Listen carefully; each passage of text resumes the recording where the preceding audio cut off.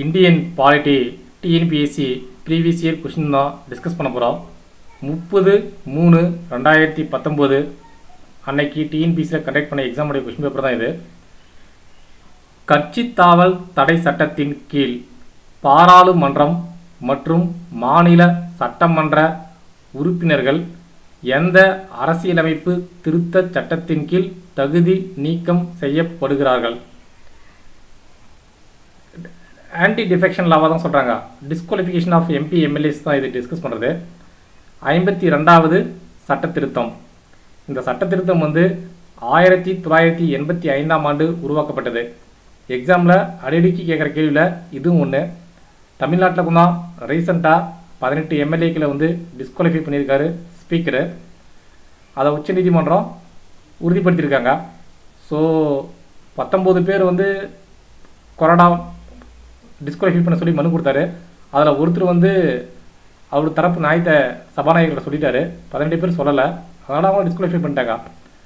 So அது பிரச்சனை கிடையாது. 1985ஆம் ஆண்டு உருவாக்கப்பட்ட 52வது சட்ட திருத்தம் தான் கரெக்டு. இது 10வது அட்டவணையில் வச்சுருக்காங்க இந்திய அரசமைப்பு சட்டத்தில். பாராளுமன்றத்திற்கு விதி 102ல் சப்கிளாஸ் 2ம், சட்டமன்றத்திற்கு 191ல் சப்கிளாஸ் 2ம் இது டீல் பண்ணுது. 52வது சட்ட திருத்தம் 1985ஆம் ஆண்டு 10வது அட்டவணை ஆர்டிகல் 102ல் 2, ஆர்டிகல் 191ல் 2. ஓகே. இந்திய அரசியலமைப்பின் பின்வரும் எந்த விதி தேசிய நலன் கருதி பாராளுமன்றம் மாநில பட்டியலில் உள்ள ஒரு அதிகாரத்தை எடுத்து சட்டம் இயற்றலாம் என கூறியுள்ளது? நமக்கு நல்லா தெரியும். யூனியன் லிஸ்ட்டு அதாவது மத்திய பட்டியல் இருக்குது, கன்கரண்ட் லிஸ்ட்டு அதாவது பொதுப்பட்டியல், ஸ்டேட் லிஸ்ட்டு மாநில பட்டியல். இதில் பாராளுமன்றம் யூனியன் லிஸ்ட்டில் இருக்கிறதுக்கு சட்டம் ஏற்றிக்கலாம், சட்டமன்றங்கள் ஸ்டேட் லிஸ்ட்டில் இருக்கிறதுல சட்டம் ஏற்றிக்கலாம். கன்கரண்ட் லிஸ்ட்டு என்று அழைக்கப்படும் பொதுப்பட்டியலில் சென்ட்ரல் கவர்மெண்ட்டும் சட்டம் ஏற்றலாம், ஸ்டேட் கவர்மெண்ட்டும் சட்டம் ஏற்றலாம். ஆனால் சில பர்டிகுலர் சுச்சுவேஷனில் தேச நலன் கருதி மாநில பட்டியலில் உள்ள ஒரு பொருளின் மீது விதி 249ஐ பயன்படுத்தி மத்திய அரசு சட்டம் ஏற்றலாம். இதுதான் இதோட மீனிங்கு. ஸோ விதி 249 பகுதி 11ல் இது டீட்டெயிலாக விளக்குறாங்க.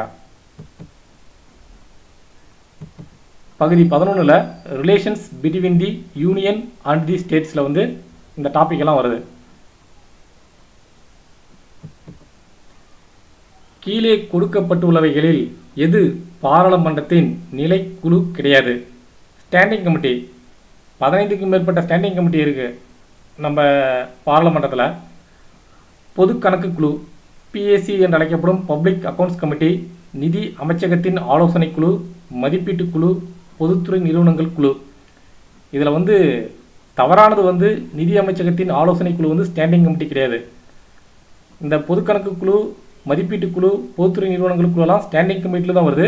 அதுக்குள்ளேயே இன்னும் டீப்பாக போனால் இது 3 ஃபினான்ஷியல் கமிட்டி. பொது கணக்கு குழுவிலேருந்து அதிகமான கேள்விகள் எக்ஸாமில் கேட்குறாங்க. பப்ளிக் அக்கௌண்ட்ஸ் கமிட்டியில் 22 எம்பிக்கள் இருப்பாங்க. அதனுடைய பதவி காலம் 1 ஆண்டு. அதில் 15 பேர் லோக்சபாவில் இருந்தோம், 7 பேர் ராஜ்யசபாவில் இருந்தோம். சபாநாயகர் அப்பாயின்ட் பண்ணுவார். இவங்க சிஏஜியோடைய அறிக்கையை ரிவ்யூ பண்ணுவாங்க. இதுதான் இவங்களுக்கு வேலை பிஎஸ்சிக்கு. So 15 + 7 22 member. எஸ்டிமேட் கமிட்டியில் 30 பேர் இருப்பாங்க. Public accounts committee on public அண்டர்டேக்கிங்கில் அதே சேம் 22 பேர் இருப்பாங்க. ஓகே. இது 3மே ஃபினான்ஷியல் கமிட்டி தான். ஓரா குழு, இந்திரஜித் குப்தா குழு, சட்ட ஆணையம், தினேஷ் கோஸ்வாமி குழு. இதை பார்க்கும்போதே தெரியுது இது எல்லாமே தேர்தல் சம்மந்தப்பட்டது. ஓரா குழு 1993 கரெக்டு தான். இந்திரஜித் குப்தா குழு 1992 கிடையாது, 1998.